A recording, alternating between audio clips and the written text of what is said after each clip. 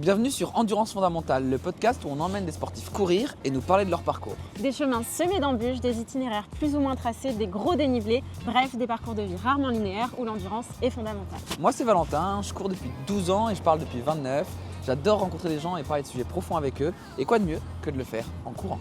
Et moi c'est Carla, passionnée de sport depuis toujours. Vous me verrez sur quelques épisodes, mais la plupart du temps je suis derrière la caméra. Alors pensez à activer la vidéo si vous êtes sur une plateforme qui le permet, que je n'ai pas pédalé pour rien. On vous laisse avec l'épisode. Bonne écoute.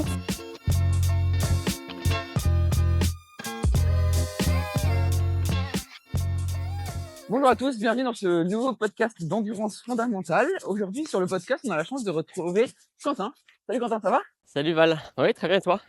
Un petit peu de pluie aujourd'hui, c'est mercredi de janvier, mais toujours un plaisir de partager ces expériences sportives avec toi. C'est vrai que Quentin, on se connaît bien, on a partagé pas mal de choses ensemble, on va les évoquer d'ailleurs dans le podcast. Avant tout ça, est-ce que tu peux commencer par te présenter, me dire qui tu es et d'où tu viens? Yes, je m'appelle Quentin, j'ai 29 ans, 30 ans dans quelques mois. Je viens de Vendée, j'ai grandi dans une petite commune du bocage vendéen, la Gaubretière. Et j'ai toujours aimé le sport, j'ai fait du foot et du tennis pendant très longtemps, passionné de voyage. Et puis je suis parti faire mes études à Nantes, Angers, un Erasmus aux Canaries en Espagne. Et puis une expérience aussi de 8 mois au Mexique en tant qu'assistant de français, entre la licence et le master en STAPS. Et j'ai été aussi ramasseur de balles à Roland-Garros en 2009 et 2010. Et j'ai toujours suivi ce parcours à Roland-Garros et j'ai signé mon premier contrat à la Fédé de tennis. Si tu veux, je continue? Ouais, on va aborder la suite après, Ok. t'inquiète pas, j'ai déjà bien en tête ta vie et c'est cool d'avoir déjà un petit aperçu. Justement, tu as des sujets que tu n'as pas encore abordés. On peut en deviner certains au vu de ta veste pour ceux qui regardent le podcast en vidéo. Mais on va aborder des sujets super intéressants, je pense. Avant de rentrer dans le vif du sujet, c'est quoi ton rapport avec le sport? À part ce que tu viens de nous dire sur... J'ai grandi avec une famille sportive. Ma maman faisait du tennis, ma sœur, mon frère, le copain de ma sœur. Enfin bref, j'étais baigné là-dedans. Donc j'ai toujours aimé le sport. Mes parents m'ont encouragé aussi à faire un sport collectif. Donc dès l'âge de 6 ans, tennis et foot, licencié dans ma commune vendéenne. Et j'ai fait ça pendant 15 ans, avec toujours aussi du sport à l'école. Enfin, c'était vraiment une passion. C'était mon meilleur cours que j'avais à l'école, au collège, au lycée. C'était le sport. Donc c'est pour ça, après, j'ai poursuivi mes études en STAPS. Ok, et aujourd'hui, dans ton quotidien, le sport, c'est quoi? Le sport, ça fait partie de ma vie. C'est super important. Surtout à Paris, où on a des petits appartements. Ça fait une grande bouffée d'air de courir le long des quais ou à Vincennes ou au bois de Boulogne. Et moi, j'adore cette sensation. Quand je reviens par exemple d'une course à pied, je me sens vraiment bien. Ouais. Le cerveau, il est reposé. Et justement, si après on veut se reconcentrer sur quelque chose, ça me fait du bien et ça me permet d'être efficace dans ma vie.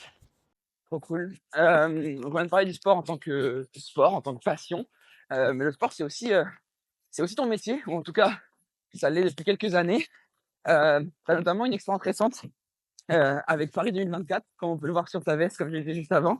Est-ce que tu peux nous raconter un peu ce que tu as vécu sur les Jeux de Paris? Ouais, donc j'étais chef de projet site arrivée et départ au village olympique et paralympique. Qu'est-ce que ça veut dire?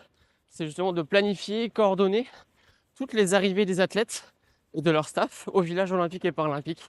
Donc c'était environ 15 000 athlètes et staff sur les Jeux olympiques et 10 000 sur les paralympiques. Donc mon but, c'était d'être à l'entrée du village, de les accueillir dans les meilleures dispositions, avec beaucoup de bénévoles pour répondre à leurs questions et de les diriger vers leur résidence, là où ils ont dormi, où ils se sont préparés pendant 2 semaines. Et donc c'était un contrat qui a duré 1 an et demi. Ouais.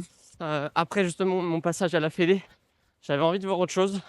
Je savais que les Jeux approchaient, donc je suis parti faire une pause voyage en Amérique du Sud avec ma copine. Et en revenant, je me suis dit c'est le moment. Les Jeux c'est dans un an et demi, ce sera qu'une seule fois. Je suis à Paris, donc feu.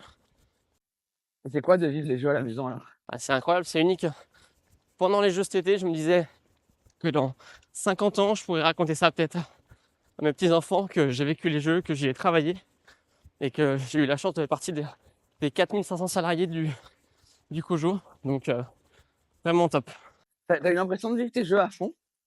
Ouais, je les ai vécus à fond. Mais il y a toujours cette part de frustration où on aimerait être partout, sur tous les sites. Ouais. Et du coup, d'être affilié à un seul site, parfois ça peut être frustrant. Mais le village, c'est aussi un peu le cœur du réacteur. Ouais. Donc j'ai pu voir aussi croiser tous les athlètes, parler avec quelques-uns, voir la délégation française, organiser les transferts du village jusqu'à la cérémonie d'ouverture. Ouais. Enfin, tout ça avec les habits de chaque pays. Waouh. C'était vraiment chouette, un super souvenir, peut-être le meilleur, avec cette effervescence. Et voilà quoi, je partageais ça aux copains, à la famille. Et quand eux ils me disaient que j'avais de la chance, voilà, je m'en rendais pas forcément compte, mais Ouais. avec du recul, franchement, génial. Trop bien. Tu viens d'en partager une anecdote sur le village olympique. Est-ce que tu en as peut-être une autre ou d'autres à nous partager? Alors, je réfléchis. Non, enfin, il y en a des petites par-ci par-là, mais j'en ai pas une en tête précisément. Mais c'est vraiment le jour où tous les athlètes se préparaient dans leur résidence avec les habits traditionnels, ça m'a vraiment marqué. Il pleuvait des cordes. Comme aujourd'hui. Ouais, comme aujourd'hui, sur la scène. Comme aujourd'hui aussi. Ouais. Donc, non, c'est vraiment une équipe à recruter pendant des mois, avec tous le même objectif, de répondre aux besoins et services de chaque délégation, de leur donner une bonne image de la France. Le restaurant, on a pu le tester, ça aussi, c'est une anecdote, un super souvenir. Donc voilà, c'était vraiment l'été au village, la fête au village. La fête au village. Trop cool. On aura peut-être l'occasion de revenir un peu plus en détail sur ton expérience à P24. Avant ça, tu étais à la FFT, tu as dit rapidement à la Fédération française de tennis. Tu faisais quoi là-bas? Donc j'étais assistant adjoint du responsable Arthur Bongrand à la Fédération française de tennis. Donc je m'occupais des ramasseurs de balles et des marqueurs. C'est ceux qui font les stats sur les matchs de la quinzaine et avec plus les qualifs. Mais en gros, mon travail consistait à organiser, recruter, former tous les futurs ramasseurs de balles qui vont officier à Roland-Garros, au Rolex Paris Master. Et c'est une grosse faille entre septembre et décembre, parce que beaucoup me disaient mais qu'est-ce que tu fais avant Roland-Garros? Donc entre septembre et décembre, il y avait des journées de sélection, des week-ends de sélection partout en France, dans chaque ligue, dans chaque région. Et donc il y a environ 5000, maintenant un peu plus, 5000 enfants qui postulent entre 12 et 16 ans, qui doivent être licenciés dans un club de Nice en France. Et donc sur les 5000, on organise plein de jeux, mais qui nous permettent d'évaluer, de reconnaître certains profils, ceux qui vont être rapides, ceux qui sont esprit d'équipe à 200%, ceux qui sont motivés, etc. Et donc là, entre février et avril, on organise des stages de formation où là justement on les met en situation comme à Roland-Garros. On leur apprend toutes les règles pour devenir un bon ramasseur de balles. On a un certain standing aussi à avoir. Les ramasseurs de balles à Roland-Garros sont considérés comme les meilleurs, donc on essaye vraiment de leur inculquer toutes ces valeurs, tous ces gestes, tous ces petits détails qui vont faire la différence. Et puis après, pour le tournoi, c'est 300 ramasseurs de balles, la plupart de métropole, mais aussi des dom-toms. Il y a aussi des Australiens, des Chinois. Bref, il y a des Rwandais cette année. Ouais. Enfin bref, on essaie de développer toute la francophonie autour de ça. Et donc c'était vraiment une expérience de malade. J'ai travaillé pendant 2 ans et demi. Ouais. J'ai eu la chance de partir en Australie 2 fois pour échanger avec les responsables de l'Open Australie. Enfin bref, ça m'a ouvert beaucoup de portes. J'ai mûri aussi à travers cette expérience. J'ai beaucoup aimé, mais je suis plutôt un profil qui aime découvrir de nouvelles choses. Voilà, donc c'est pour ça qu'à la fin de mon 3e CDD, j'ai eu envie de faire une pause voyage et de découvrir autre chose. Puis après de rebondir sur les jeux. Trop bien, ça a anticipé les questions que j'allais te poser, donc c'est trop cool. Et du coup, avant d'être responsable adjoint, ça a été toi-même, comme tu l'as évoqué au début du podcast, ramasseur de balles. C'est une expérience qui t'a marqué? Oui, ça m'a profondément marqué. Ça a influencé aussi ma vie. C'est ma sœur qui m'a inscrit. On va faire 2000. ouais. Le signe C'est de ma Gara. sœur qui m'a inscrit quand j'avais 13-14 ans à une sélection à Vertou, Pays de la Loire. Et du coup, j'y suis allé. Et puis, j'ai donné le meilleur de moi-même. Je suis même passé sur France 2 le soir pour une petite interview. Ah ouais. Et bref, et du coup, j'ai été ramasseur de balles 2 ans. Après, j'ai eu envie de continuer l'aventure, donc je suis devenu coach. Donc là, c'est là où on donne des conseils aux ramasseurs de balles pendant la quinzaine. Et puis quand j'ai été majeur, à 18 ans, on appelait ça évaluateur et maintenant encadrant. Donc là, j'avais vraiment la responsabilité d'un cours. Donc la gestion des ramasseurs, la gestion des serviettes, la gestion du nombre de boîtes de balles sur le terrain, enfin tout cet écosystème sur le cours.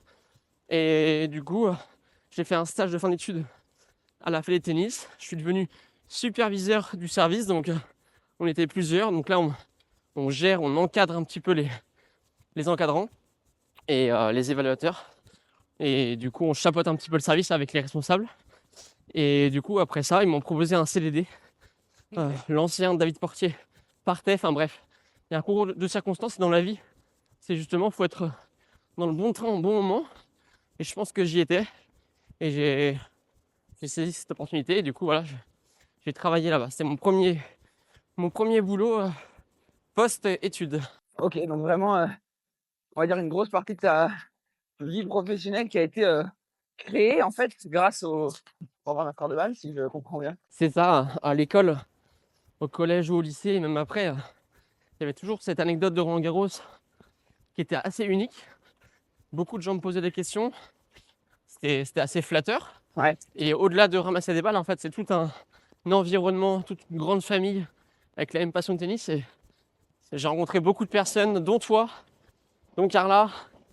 Et voilà, tous nos amis, enfin, devenus amis avec cette expérience. Et du coup, voilà, ça franchement, expérience incroyable, comme quoi une journée de sélection à Vertou à 13 ans peut changer les 15 prochaines années de ta vie. Et voilà, ça ouvre des portes aussi sur plein d'autres événements, comme les jeux. Cette expérience à Roland Garros m'a permis peut-être, j'imagine, d'intégrer les jeux.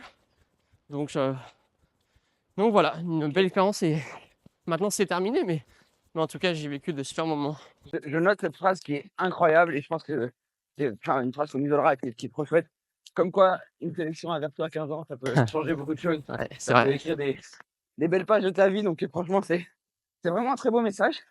J'ai changé de sujet, mais en parallèle de tout ça, tu as créé une course à pied nature chez toi en Vendée. Est-ce que tu peux nous parler de cette course à pied? Ouais, tu la connais très bien, puisque tu viens depuis quelques années en tant que photographe vidéaste pour immortaliser cet événement. Donc c'est un événement sportif qu'on a créé avec un copain d'enfance, Victor Soulard. On a suivi le même parcours, on a les mêmes passions. Enfin, bref, on se ressemble beaucoup et du coup, on a toujours voulu créer un événement sportif dans notre commune d'enfance où il y a 3000 habitants. Et du coup, le trail. On s'est dit que ça devenait de plus en plus à la mode. De plus en plus de monde se redirigeait ou se dirigeait vers la course à pied. Et on a des endroits super sympas à faire découvrir aux habitants, aux locaux. Ouais. Et donc on a créé ça. Donc on a dû trouver des partenaires, trouver une asso pour nous soutenir, trouver un club, étudier tout l'environnement qu'on a autour. Donc les parcours à réfléchir, à tracer.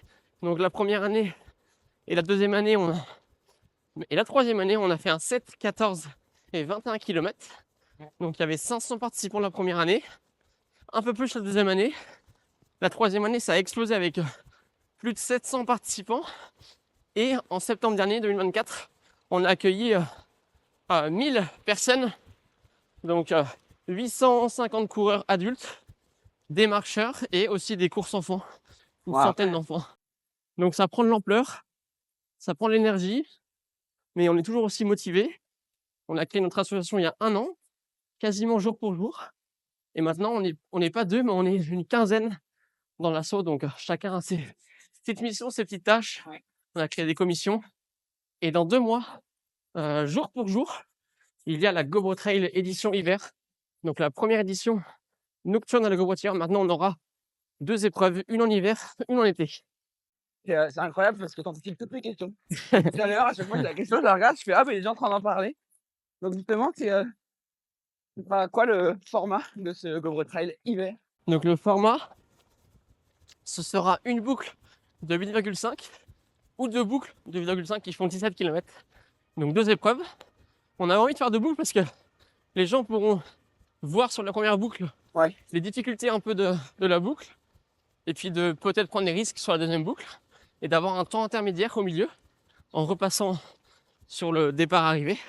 Enfin bref, c'est plutôt un trail urbain avec des petits chemins routes en ville et puis quelques champs à traverser, des chemins communaux et puis surtout la difficulté c'est que ce sera en hiver, donc potentiellement de la pluie, gadoureux et il faudra être muni d'une frontale. OK. Parce que le départ se fera vers 19h30 Trop bien. et le soleil se couche vers 19h, donc on sera dans le noir. Trop chouette, donc il y a je pense pas que le podcast soit sorti avant cette édition du Go Trail hiver. Pour autant, on remettra les dates du Go Trail été et les liens vers l'événement pour ceux qui veulent aller y faire un tour. C'est un super événement pour y avoir été, hein. Franchement, c'est vraiment quelque chose que vous avez créé de toutes pièces et qui est vraiment une très, très belle réussite. Bravo pour ça. Et moi, je me pose la question, dans tout ça, c'était quoi le plus gros challenge pour créer cet événement? Bah, le plus gros challenge, c'est comme je pense un peu tout, c'est de se lancer. Et on a beau avoir des idées, bah, il y a un moment on s'est dit vas-y Victor, on y va, et puis si on y va à 200%. Ouais. Donc la difficulté c'est ça. Une fois que la machine est lancée, une fois qu'on commence à interroger quelques personnes qui ont créé des événements, c'est assez fluide. Ouais. Mais il y a forcément des couacs le jour J, mais bon ça c'est l'événementiel, faut s'adapter. Et puis tout le monde est bienveillant. Quand on est une asso, c'est pas comme une entreprise. Oui. Une asso, c'est-à-dire qu'on donne de son temps sans vraiment recevoir, enfin sans recevoir du tout financièrement. On reçoit beaucoup humainement, etc. Mais en tout cas, tout le monde va dans le même sens. Et maintenant, 4 ans après, la plus grande fierté, c'est d'avoir justement insufflé ça et d'avoir des gens qui ont eu envie de s'investir. Et maintenant, on les laisse un petit peu en autonomie. Alors, bah, bien sûr, on a toujours ce regard un petit peu sur tous les sujets et puis de donner notre aval. Mais en tout cas, c'est ça qui est chouette, c'est que l'objectif dans quelques années serait peut-être vraiment de laisser en autonomie quelques personnes sur les sujets. Et puis, voilà, de laisser faire. On a besoin d'être là tous les ans. Donc voilà, c'est ça aussi. J'espère que dans 10 ans, la course existera. Il y aura d'autres courses, d'autres idées. Donc voilà. C'est tout ce qu'on te souhaite, tout ce qu'on vous souhaite. Je rigole depuis tout à l'heure parce qu'à chaque fois, sur la fin de ta question, tu rebondis sur la question d'après. C'est bluffant. Et vraiment, j'avais posé la question sur la fierté, tu l'as évoqué sans même que j'en parle. Bref, c'est incroyable. Moi, ce que je voulais te demander aussi, c'est justement, tu as commencé à le dire. Aujourd'hui, sans les bénévoles, sans le bénévolat, votre course n'existerait pas en fait, tout simplement. C'est ça. En quoi est-ce que dans le monde du sport, le bénévolat c'est primordial? On a bien vu à travers les jeux, il y avait 35-40 000 bénévoles sur l'événement, ce qui est énorme. Ils avaient reçu plus de 300 000 candidatures. Donc ça montre que même si la vie est chère, même s'il faut travailler, bah les gens ont envie de s'investir gratuitement parce que ça leur fait du bien, parce qu'ils aident aussi leurs prochains, ils contribuent à un événement planétaire. Donc là, c'était les jeux, mais pour nous, un événement local, bah, surtout en Vendée, les gens sont vachement investis dans le bénévolat. Et tu m'énerves. C'est des questions à chaque fois, tu rebondis sur la question qui arrive. Et sans eux, sans eux, on pourrait pas organiser ça. Donc, on essaye. Ça va, Carla? Allez, courage. Ouais, on en profite pour remercier et féliciter Carla qui est derrière, enfin ou devant la caméra, ça dépend comment on le voit, qui filme cet épisode quand même il fait pas chaud, il pleut, les conditions sont pas optimales et encore une fois merci Quentin du coup d'être là malgré les conditions, ça nous fait vraiment chaud de t'avoir et les sujets qu'on aborde sont extrêmement intéressants. Et donc le bénévolat en Vendée. Donc le bénévolat, ouais, c'est les gens sont investis, ont envie de s'investir. Et voilà, nous sur notre trail, faut bloquer des routes, donc on appelle ça des commissaires de course. Faut être au retrait des dossards, à la consigne, au bar, etc. Donc franchement c'est assez facile. Je sais qu'il y a souvent la question qui est posée, le bénévolat commence à mourir ou quoi. Mais finalement, nous, dans notre département, dans notre région, c'est assez fluide. Et on essaie aussi de les remercier. Bon, pas financièrement, comme on l'a dit, mais avec une bière locale, une confiture locale, un t-shirt, etc. Un moment passé tous ensemble. Ouais, voilà, c'est ça. À partager une bouffe, une soirée de remerciement, un apéro, etc. Donc voilà, on essaye de les remobiliser parce qu'il faut les fidéliser. Et on ne veut pas les avoir juste un an, mais quelques années. Puis certains sont devenus bénévoles, ont aimé, et maintenant sont dans leur gars. Donc ça fait chaud au cœur. Ça fait chaud au cœur et en effet, la Vendée, c'est assez impressionnant à quel point c'est un département dans lequel le bénévolat est extrêmement développé. Est-ce que tu aurais une explication à ça? Est-ce que tu sais pourquoi? Je pense que c'est assez simple, c'est qu'on est à la campagne, il y a de l'entraide, il y a toujours eu ça. Voilà, les gens essayent de vivre dans le respect et dans la fraternité. Et du coup, voilà, ils ont envie d'aider le voisin, ils ont envie d'aider le copain du copain, etc. Ouais. Et puis c'est toujours pour rassembler, pour partager un moment convivial autour soit du sport ou d'autres choses. Mais les gens ont en fait inconsciemment cette envie d'aider l'autre. Donc voilà. Aujourd'hui, si tu avais, et tu l'as fait d'ailleurs, pour d'autres raisons, mais là, si tu devais motiver, parler à des jeunes de ta course, ton événement, comment tu les motiverais à devenir bénévole, à s'investir dans la course? Parce que c'est, je pense, déjà professionnellement, ça peut être un plus sur le CV. Et au-delà du CV, un plus dans la vie au quotidien, c'est qu'on fait les mêmes études, etc. Mais ce qui va changer pour un recruteur, c'est si tu t'investis sur d'autres événements. Et le côté associatif est super important. Donc, s'il y a la petite ligne qui montre que tu as été bénévole sur plusieurs événements, que ce soit musicaux ou sportifs ou autres, déjà ça, ce point. Ouais. Et personnellement, ça te fait découvrir aussi d'autres univers, ça te fait rencontrer d'autres gens, d'autres profils qui peuvent te donner des idées par la suite. Et voilà, juste d'échanger avec des gens différents, plus vieux. Parce que quand on est étudiant, voilà, on peut recevoir des conseils de gens de 40, 50, 60 ans. Ouais, bien sûr. Et du coup, ouais, ça fait réfléchir. On apprend. Tu vas toucher différentes missions. Voilà, et dans le but que l'événement se passe bien. Trop cool. Il y a cette dimension vraiment de partage, d'échange, d'apprentissage en fait. Et toi, au final, je me trompe peut-être, mais ce qui fait que tu fais ça aujourd'hui, c'est parce que tu as eu tout ça plus tôt dans ta vie. C'est ça, exactement. Et aussi le fait d'avoir créé ça, c'était un peu un défi entrepreneurial. Ouais. Ça reste une asso, mais il faut gérer un budget, il faut gérer des gens. Voilà, faut anticiper, planifier. Donc, personnellement, moi, ça me fait prendre conscience que j'ai envie d'entreprendre. Ok. J'ai toujours eu envie. Et pourquoi pas dans quelques années, me lancer dans l'entrepreneuriat, mais dans une entreprise, créer une boîte. Ça fait partie de mes objectifs de vie. Donc, on verra où l'avenir me mènera. Ouais, bien sûr. Mais en tout cas, j'y pense de plus en plus. Okay. À presque 30 ans, j'ai envie de créer, de prendre des risques mesurés. Mais voilà, de me dire que la vie passe vite. Peut-être que je vais anticiper un point que tu as, je sais pas, mais en tout cas, je fais un petit peu là en ce moment le bilan de ma vingtaine. Ouais. Et un peu là, les 20 moments, les 20 expériences qui se sont passées dans ma vingtaine. Qui ont façonné ta vingtaine, Ouais, voilà. Ouais. Et du coup, voilà, j'ai pas envie d'avoir de regrets. Et il faut y aller, quoi.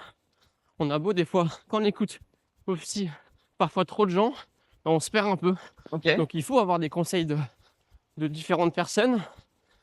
Bien sûr, il faut s'entourer, mais quand tu as une idée et que tu travailles à fond là-dessus, c'est sûr qu'un jour, ça va payer.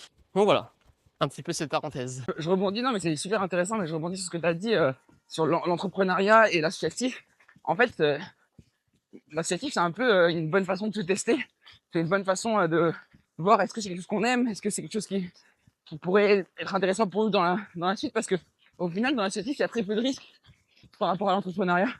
Est-ce que toi, avec la Go Trail, tu as eu cette tentation-là de se dire, en fait, au final, le pire qui puisse nous arriver, c'est qu'on va juste apprendre quelque chose?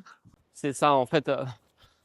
Déjà, c'est quand on parle de budget, des fois on se fait plaisir, on fait quelque chose, on calcule, mais bon, si c'est 10, 20 euros, 100 euros de plus, c'est pas très grave. Donc on retombe sur nos pattes, faut qu'on soit dans le vert à la fin de l'événement, parce qu'on a toujours fait des bénéfices pour justement réinvestir plus tard.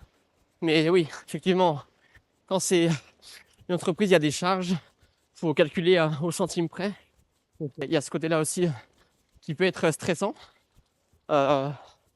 Et puis même là, quand entre guillemets on recrute les gens dans une asso, il n'y a pas de contrepartie financière. Ils ont envie de s'investir, hop, ils demandent quasiment rien en contrepartie, voire rien. Ouais. Tout, donc c'est différent, mais comme tu l'as dit, c'est un très bon moyen de se tester, voir si ça nous plaît déjà. Ouais. Et si on a les épaules, si on est capable de. C'est ça, parce que tout le monde n'aime pas ça non plus. C'est ça, ouais. Donc voilà. Tout le monde n'est pas capable de faire tout ça. Trop cool. Merci pour ce partage sur l'associatif et l'entrepreneuriat. Je pense que c'est encore un sujet qu'on pourrait aborder pendant longtemps. Pour autant, je vais changer de sujet. Je vais parler de quelque chose qui est important dans ta vie. En tout cas, j'ai l'impression que ça l'est. T'as des défis, parfois, des défis sportifs un peu idiots, que je qualifierais d'un peu idiots. C'est un peu, moi, je dirais le maître en la matière. Est-ce que tu peux nous parler de tes derniers défis? Yes. Le plus récent, c'était avec toi en Angleterre.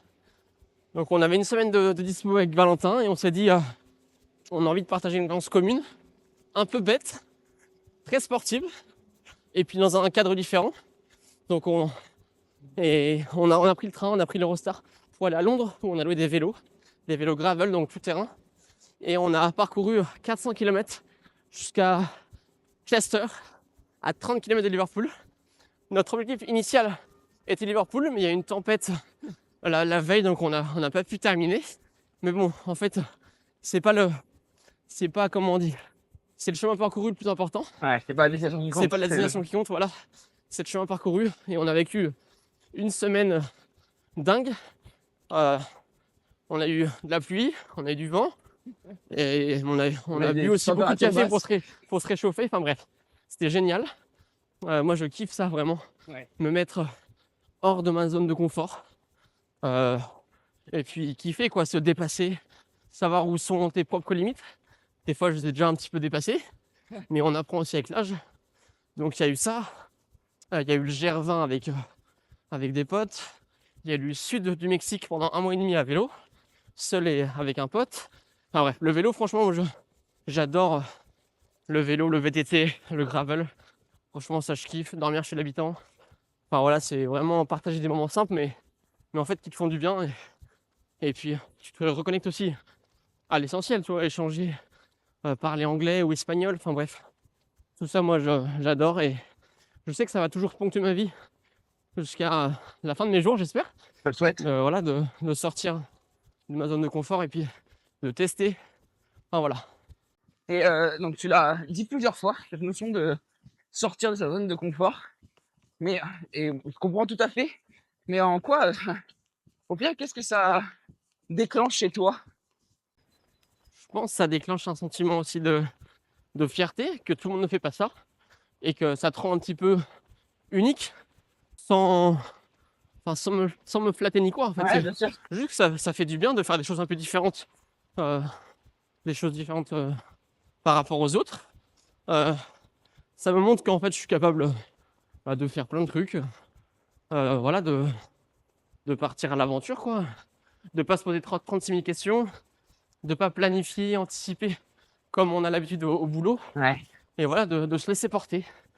Et parfois une semaine c'est quoi? C'est pas grand chose. Mais au lieu de faire toujours la même chose, de rester chez soi, bah voilà, faut avoir froid aux mains, faut être trempé, ça fait du bien. Trop cool. J'adore ce que tu partages. Je reviens sur une aventure que tu as eue aussi, dont tu n'as pas parlé. Vous êtes parti avec 2 potes avec un vélo tandem et un vélo électrique, mais avec interdiction d'utiliser l'électrique. Exactement. C'est quoi l'idée? L'idée de base, on était 3 et je leur ai dit il faut qu'on prenne un tandem, quoi. Faut qu'on complique l'aventure. Alors ça, à chaque fois ils me disent c'est les plans à Susu. Et ça me fait rire parce que c'est vrai. Je veux toujours, même si c'est déjà dur de base, je veux toujours ajouter un truc un peu bête. Mais ils ont été partants. On s'est renseigné. On a vu un magasin à Rome. Mais en fait, on s'est pris un peu trop tard. On a réussi à avoir un tandem un peu éclaté. Il a dit, mais c'est juste pour visiter Rome. On a dit, oui, oui, t'inquiète. Pendant une semaine, on va le louer quand même. Et puis, il restait un vélo. Juste un vélo électrique avec une charrette.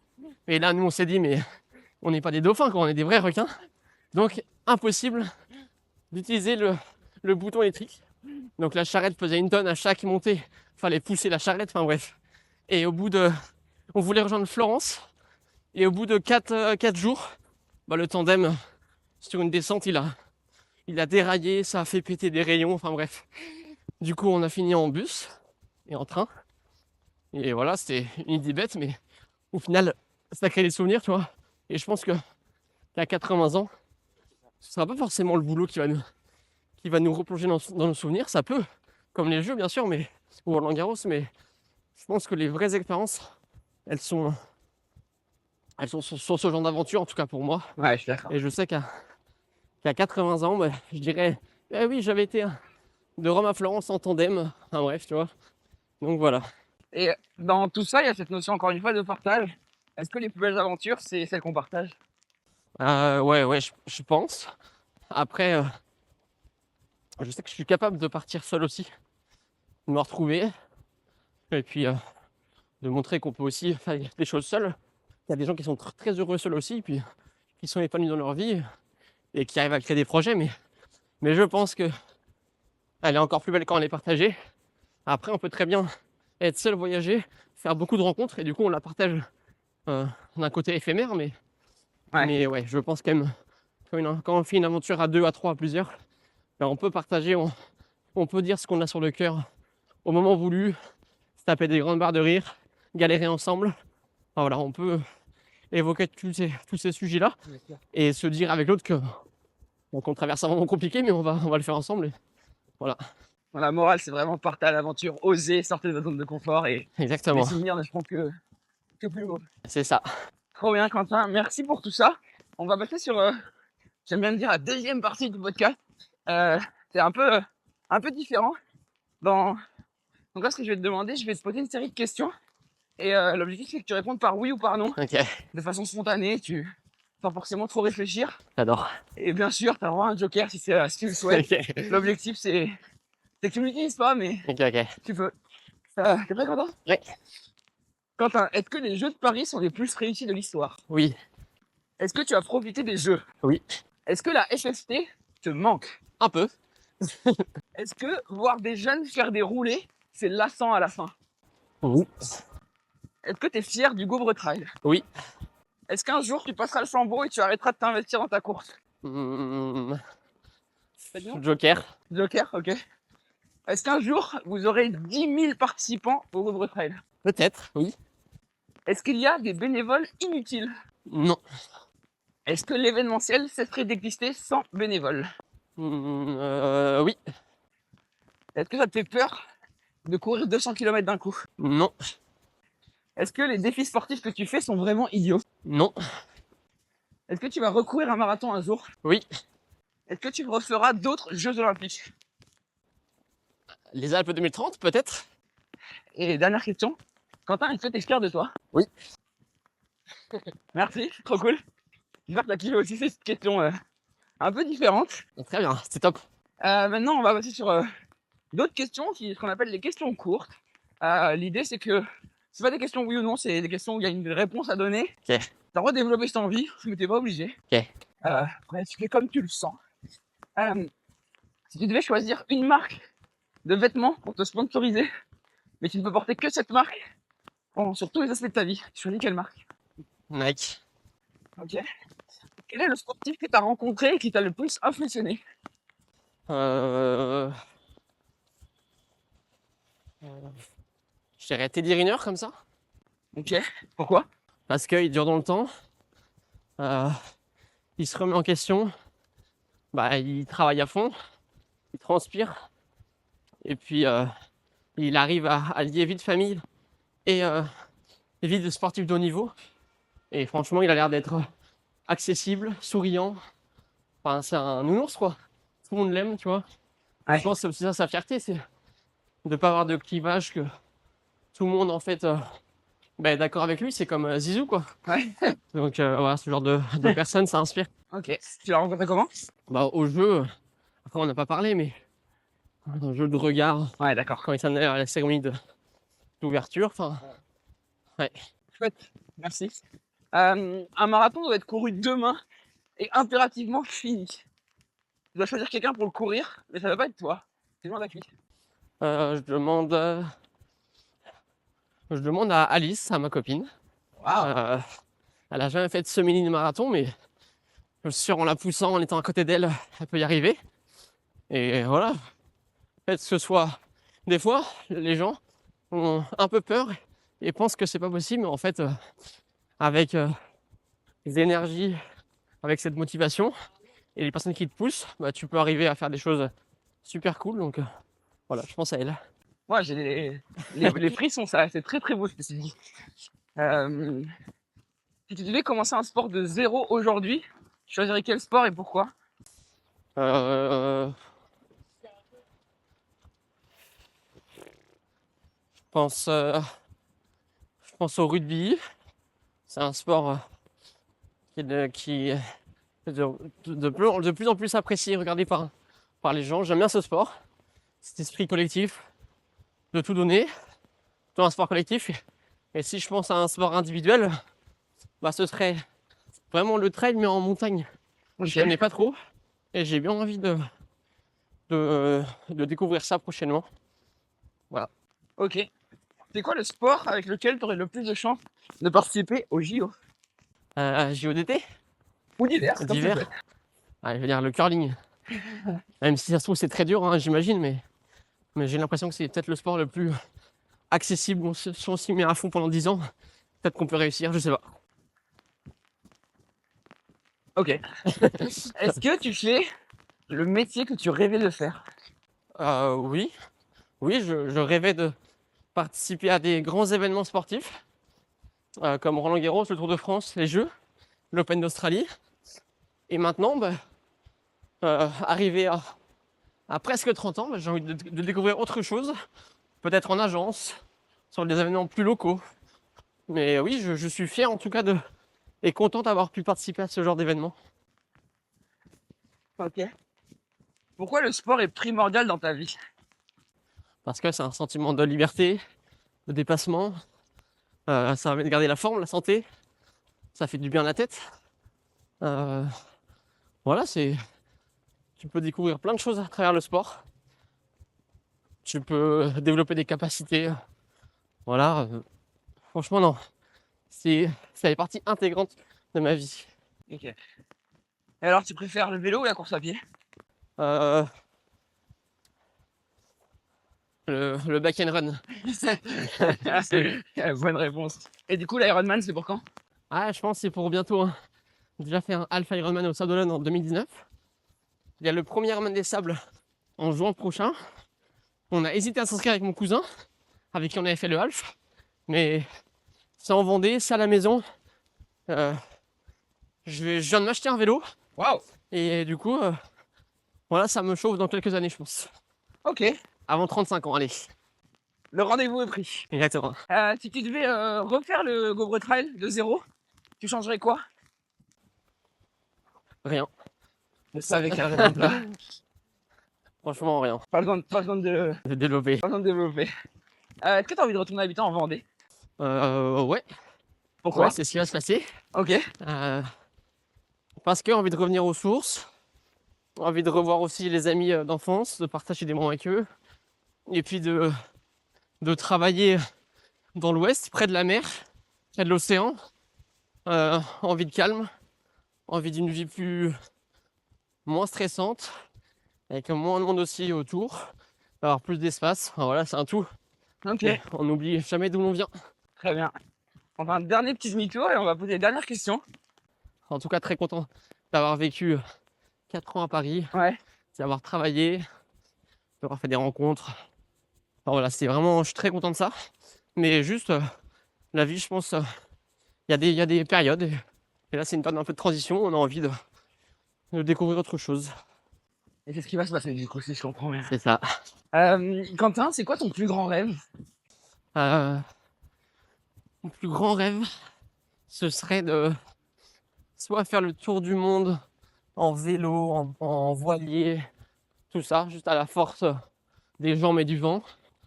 Ce serait de partir de ma commune d'enfance en vélo, d'aller direction l'Est, aller jusqu'en Mongolie, ou voilà, vers l'Asie de l'Est. Et puis voilà, c'est tout ça, quoi. C'est découvrir plein de pays. J'aimerais aussi traverser l'Afrique à vélo. Ça, c'est les rêves sportifs. Ouais. En tout cas. Mais j'aime bien ce vélo au long cours, Ok. de prendre le temps. Tu as une vitesse assez élevée, donc tu peux quand même faire des distances importantes.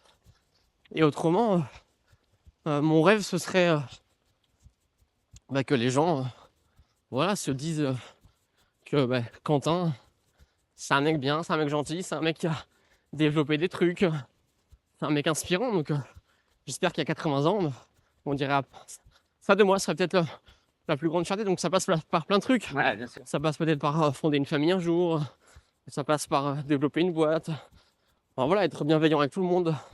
C'est ça, quoi. En tout cas, je te rassure, tu n'as pas besoin d'attendre 80 ans, c'est déjà le cas à 30 ans. Donc, continue sur ton chemin, Merci. c'est clairement le cas.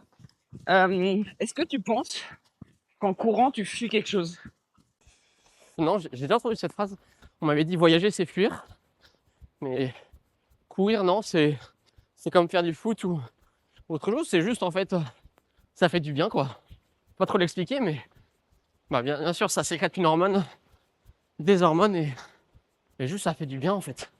Ça permet de se refocaliser. Ensuite, d'être à fond si on travaille sur ordinateur ou sur une tâche différente. Et voilà. C'est un peu un échappatoire, donc une fuite. Mais en fait, si je cours pas ou si je fais pas de sport 3 fois par semaine, je me sens pas bien, tu vois. Genre, j'ai besoin de ça. Ok. Et c'est quoi ton prochain objectif sportif? Je me suis inscrit l'autre jour à un 45 km, un trail dans la vallée de Poupée, donc en Vendée, à Saint-Malo-du-Bois. Wow. Et du coup, voilà, ça s'appelle Festi Trail. C'est un gros événement dans le coin. Et donc, je me suis dit, allez, objectif, faire plus d'un marathon en trail. Et oui, j'ai oublié, lundi prochain, avec Val, on va courir un 50 km sur le GR75. Donc, justement, c'est un petit peu, comment dire, un signe, un test, mais un signe aussi. C'est qu'après avoir fait le tour de Paris, il est temps de rentrer à la maison. Ok, Voilà. c'est beau, j'adore ce message. Après avoir fait le tour de Paris, il est temps de rentrer à la maison. Et c'est clairement le cas. Ouais, c'est ça. On va monter dans la petite côte, si j'ai bien compris ce que nous indique Carla. Et il nous reste 2 petites questions pour finir le podcast. Quentin, qui est-ce qu'on peut contacter de ta part pour venir en tant qu'invité sur le podcast? On peut contacter... on pourrait contacter soit Victor Soulard, mon acolyte, ou soit Grégoire Amiot, que tu ne connais pas, mais qui est un ancien footballeur pro, qui est passionné de course à pied, de triathlon, qui habite au Sable d'Olonne maintenant. Ok. Et il pourrait vraiment te raconter plein de trucs. Ok. Il a joué en équipe de France jeune. Donc voilà, il a joué contre le Real Madrid, contre l'Ajax. Donc bref, ça pourrait être un super invité. C'est bien noté, on note le nom de Grégoire dans la liste, merci. Et Quentin, où est-ce qu'on peut te suivre? On peut me suivre soit dans le 11e arrondissement, quand je vais courir, ou soit sur j'ai juste Instagram. Cette blague. C'est vrai. Non, mais j'ai juste en réseau social, j'ai juste Instagram. J'ai coupé Facebook, Twitter, etc. Et voilà, vous pouvez... je suis pas très présent, mais en tout cas, je réponds avec plaisir. Et évidemment, sur les réseaux sociaux aussi du Gobro Trail. Exactement. Ouais, c'est un superbe course. Merci Quentin, c'était un plaisir de savoir Avec aujourd'hui. plaisir. Malgré la pluie, malgré le froid, on a bien échangé pendant 48 minutes. Non, c'est chouette. On a couru en 6,24 et on a fait 7,5 km. Ouais, merci à vous. Belle endurance fondamentale en ta compagnie. Ciao, à la prochaine. À bientôt.